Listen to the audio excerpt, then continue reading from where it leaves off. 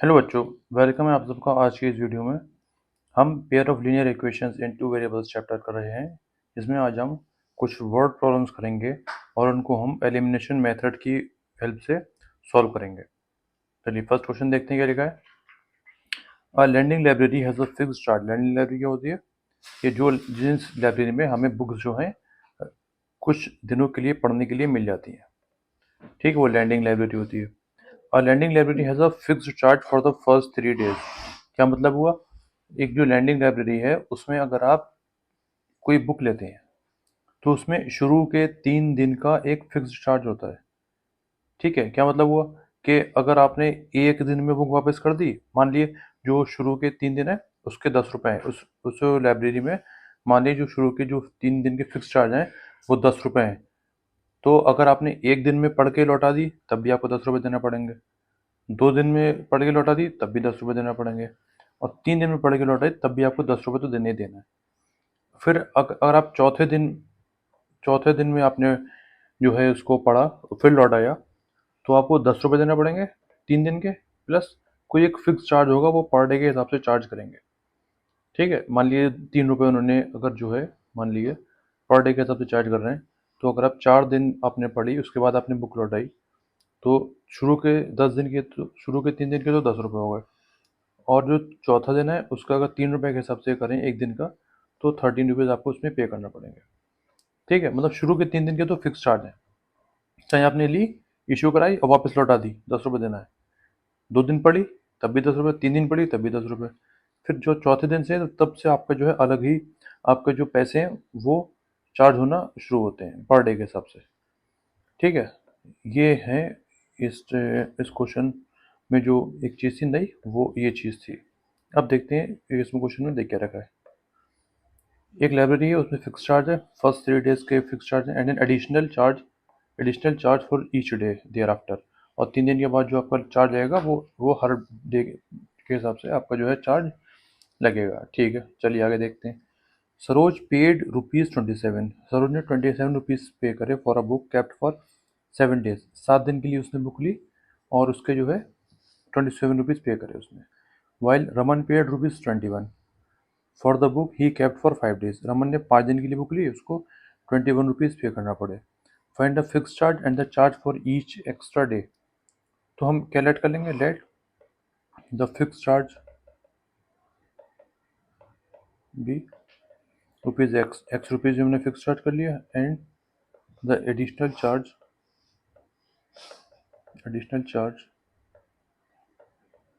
पर डे का हम लेट करेंगे बी रुपीज वाई।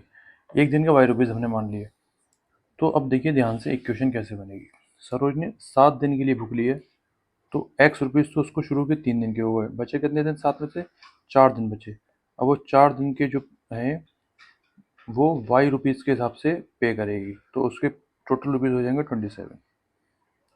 ठीक है, और ऐसी रमन के लिए, रमन ने जो है 5 दिन के लिए बुक ली थी तो शुरू के 3 दिन के तो ₹x हो गए, बाकी बचे 2 दिन, 2 दिन का ₹y के हिसाब से पे करेंगे, वो हो जाएगा 21। Equation number 1 and equation number 2 elimination method से हमें इसको सॉल्व करना है। तो हमें इस इक्वेशन में किसी से भी मल्टीप्लाई कराने की ज़रूरत नहीं है क्योंकि एक्स का टर्म ऊपर नीचे सेम है, और मैं इस इक्वेशन को माइनस करूँगा तो मेरे जो है एक्स के टर्म्स कट जाएंगे, कैंसिल आउट हो गए।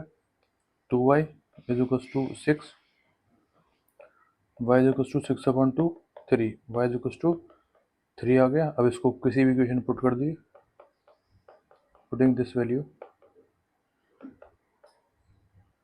इन इक्वेशन नंबर 1 में पुट कर देना इसको। ठीक है, तो x plus 4y is equals to 27, तो x plus 4 × 3 is equals to 27, x plus 12 is equals to 27, x is equals to 27 minus 12, 15। तो जो फिक्स चार्ज हैं उस लाइब्रेरी के, जो फिक्स चार्ज हैं हमने x लेट करे थे तो वो आ गए ₹15, and additional charge per day एक दिन के जो हैं हमने वायलेट करे थे वो कितने जाएंगे ₹3। अब इसको इक्वेशन को आप चेक भी कर सकते हैं कि किसी भी इक्वेशन के लिए चेक कर लिए कि जो सरोज है उसने 7 दिन के लिए ली थी और 27 रुपीज़ पे करे थे। तो शुरू के थ्री थ्री डेज़ के लिए 15 रुपीज़, बचे 4 दिन, उसको 3 रुपीज़ के हिसाब से पे करना पड़ेंगे, आ जाएंगे 27। बिल्कुल ठीक, इसने 27 रुपीज़ ही पे करें। ठीक है, नेक्स्ट क्वेश्चन देखते हैं। Sonu went to a bank to withdraw ₹2000 वो बैंक से निकालने के लिए गया। He asked the cashier to give her ₹50 and ₹100 notes only. हम जब भी बैंक जाते हैं कैशियर से कैश लेने के लिए, तो हम कुछ उससे एक रिक्वेस्ट करते हैं कि आप प्लीज़ हमें इतने इतने के नोट्स दे दिए, 500 के या 100 के या 50 के। तो ऐसी जो है सोनू ने क्या रिक्वेस्ट करी है कैशियर से कि आप मुझे प्लीज़ ₹50 और 100 के नोट्स दिएगा। ठीक है, तो Sonu got 25 notes in all. तो टोटल मिला के 50 के और 100 के जो उसको नोट मिले हैं, वो सब मिला के नोट जो है वो 25 है, 25 नोट है। Find how many notes of ₹50 and ₹100 he receive. तो उसको 50 के कितने नोट मिले और 100 के कितने नोट मिले हमें निकालना है। तो हम लेट कर लेंगे, let he got ₹50 as X notes of ₹50 and he got Y notes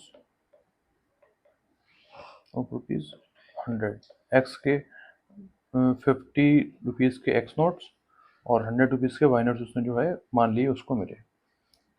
तो जो हमारी पहली इक्वेशन है वो उसमें रही कैसे बनेगी, 50 रुपीज़ के X नोट्स मिलके कितने बना देंगे, 50 रुपए के, उससे कुल मिला के कितने रुपए बने, ये 50x हो जाएगा। ठीक है ना, जैसे कोई अगर 50 का नोट है, अगर 3 नोट हैं तो टोटल रुपीज़ कितने बन जाएंगे 50 रुपए से, 150 रुपीज़ बन जाएंगे। ऐसे हमने यहाँ पर लिखा है 50 रुपीज़ के X नोट मान लिए तो 50x रुपीज़ बन जाएंगे, रुपीज़। वैसे ही 100 के अगर मैंने उसके नोट्स जो हैं उससे मल्टीप्लाई करा दिया तो 100 से मिलके जो रुपीज़ बनेंगे, ये रुपीज़ आ गए निकल। 100 बाई क्या होगा, रुपीज़ के 100 के सब नोट मिला के कितने रुपए बना रहे हैं, ये 100 बाई आ जाएगा। और टोटल रुपीज़ कितने होना है हमारे, 2000। ठीक है, वो 50 के और 100 के नोट देंगे कैशियर उनको, और वो सब मिला के कितने रुपीज़ होने चाहिए, टोटल 2000। तो ये हमारी पहली इक्वेशन बन गई। सेकेंड इक्वेशन है कि दोनों नोट मिला के हमने, अच्छा नोट एक 50 रुपीज़ के एक्स नोट है, 100 रुपीज़ का वाई नोट है, तो दोनों नोट मिला के कितने नोट हैं, ये 25 नोट्स हैं। ठीक है, अब हमारी जो है इक्वेशन नंबर 1 और इक्वेशन नंबर 2 बन गई। अब मैं जो हूँ अगर इक्वेशन नंबर 2 को मल्टीप्लाइंग इक्वेशन नंबर 2 बाई 50 से मल्टीप्लाई करा दें तो एक्स का टर्म सेम बन जाएंगे। तो फर्स्ट इक्वेशन तो हमारी ऐसी हो गई, और 50x plus 50y is equals to 25 की 50 से मल्टीप्लाई करेंगे, 25 5 से 125। ठीक है, अब क्या करेंगे, इसको minus cancel out, 100 minus 50 55 is equals to 0, 10 minus 5 5, 9 minus 2 7। ठीक, तो y इज इक्वल्स टू 750 अपॉन 50, 0 0 कैंसिल आउट, 5 1 5, 5 5 25। तो y is equals to 15, putting this value in equation number second में पुट करेंगे, क्योंकि सेकेंड थोड़ी छोटी इक्वेशन है तो इसमें पुट करेंगे तो आसानी से आंसर आ जाएगा। ये बात भी आप ध्यान में रखा करिए कि हमें किस इक्वेशन में पुट करके सॉल्यूशन आसानी से आ जाएगा। क्योंकि 1 में पुट करेंगे तो 1 में फिर आपकी 100 से मल्टीप्लाई कराना पड़ेगी, 2000 से माइनस कराना पड़ेगा, लेकिन इसमें पुट करेंगे तो आसानी है। तो 10, तो ₹50 के कितने कितने नोट्स हैं, 10 नोट्स हैं, और ₹100 के कितने नोट्स हैं, 15 नोट्स हैं। आप चेक भी कर लिए, दोनों नोट मिला के कितने 25 नोट्स हो गए। ये तो हमारे क्वेश्चन में दे रखा था। ठीक है, हमारा आंसर बिल्कुल ठीक है। लास्ट क्वेश्चन, इसको थोड़ा ध्यान से देखिएगा। If we add 1 to the numerator and subtract 1 from the denominator, a fraction reduces to 1। तो हम क्या लेट करेंगे, लेट द फ्रैक्शन, आप चाहें तो लेट द फ्रैक्शन भी एक्स अपन वाई लेट कर लिए, या अलग अलग लेट द न्यूमरेटर ऐसे भी कर सकते हैं, let the numerator be X and the denominator be Y. तो जो फ्रैक्शन बन जाएगी हमारी हो जाएगी एक्स अपॉन वाई। अब नाउ क्या कह रहे हैं ये, if we add 1 to the numerator में हमने 1 ऐड कर दिया, and subtract 1 from the denominator, और डिनोमिनेटर में से 1 माइनस कर दिया। तो अब देखिए जो आगे की लाइन लिखी है उसको ध्यान से समझिए। अब फ्रैक्शन रिड्यूसेस टू 1, मतलब जो फ्रैक्शन है हमारी वो 1 बन जाएगी। रिड्यूसेस टू 1 का मतलब क्या हुआ, जो हमारी फ्रैक्शन है वो 1 बन जाएगी। ऐसी अगर अगर रिड्यूसेस बाई 1 लिखा होता तो इसका मतलब है जो फ्रैक्शन थी हमारी वो -1 हो जाती, मतलब जो उसकी वैल्यू है 1 कम हो जाती। अगर लिखा होता रिड्यूसेस बाई 1, तो फ्रैक्शन में से हम 1 क्या करते माइनस कर देते। ठीक है, लेकिन यहाँ पे लिखा रिड्यूसेस टू 1, मतलब जो फ्रैक्शन वही 1 बन गई हमारी, तो इस में क्या लिख देंगे हम 1 लिख देंगे। सेकंड केस क्या है, इट बिकम्स 1/2, जो फ्रैक्शन है वो हमारे 1/2 बन जाएगी if we only add 1 to the denominator. अगर हम सिर्फ डिनोमिनेटर में 1 ऐड कर दें तो हमारी फ्रैक्शन क्या बन जाएगी 1/2 if we only add 1 to the denominator. ठीक, अब पहले इन दोनों इक्वेशन को सही से स्टैंडर्ड फॉर्म में लिख लेते हैं। X plus one equals to Y minus one, Y को उधर लाएंगे और 1 को उधर पहुँचा देंगे, तो x minus Y equals to -2, equation number 1।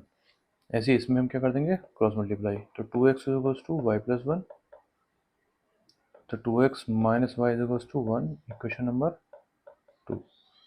अब दोनों इक्वेशन को पहले लिख के देख लेते हैं, x minus Y equals to this और 2x minus Y equals to 1।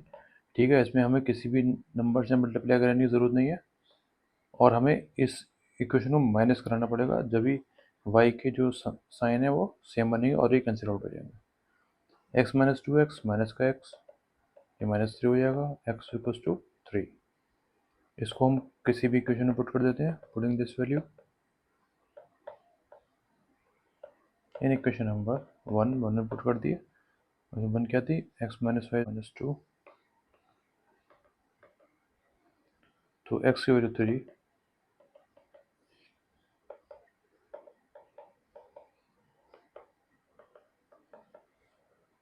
y equals to 5। तो जो फ्रैक्शन थी मेरी वो x अपॉन वाई थी, तो 3 ये x 3 है और ये क्या 5। अच्छा, मैं इसको चेक करूं कि अगर मैं फर्स्ट कंडीशन लगाऊं, फर्स्ट कंडीशन क्या थी कि अगर हम न्यूमरेटर में प्लस वन करें और डिनोमिनेटर में -1 करें, तो ये 4/4 मतलब 1 तो द फ्रैक्शन रिड्यूसेस टू 1। ठीक है, ये मैंने चेक कर लिया, तो उसका मतलब है मेरा जो आंसर है बिल्कुल ठीक है। ठीक है, अब जो है आप जो है अपनी जो भी रेफरेंस होगा उससे कुछ इसके वर्ड प्रॉब्लम्स कर लीजिएगा। एज वाली वर्ड प्रॉब्लम मैंने लास्ट वीडियो में कराई थी, उसमें देख लीजिएगा और अपने हाथ से इन क्वेश्चंस को करिए।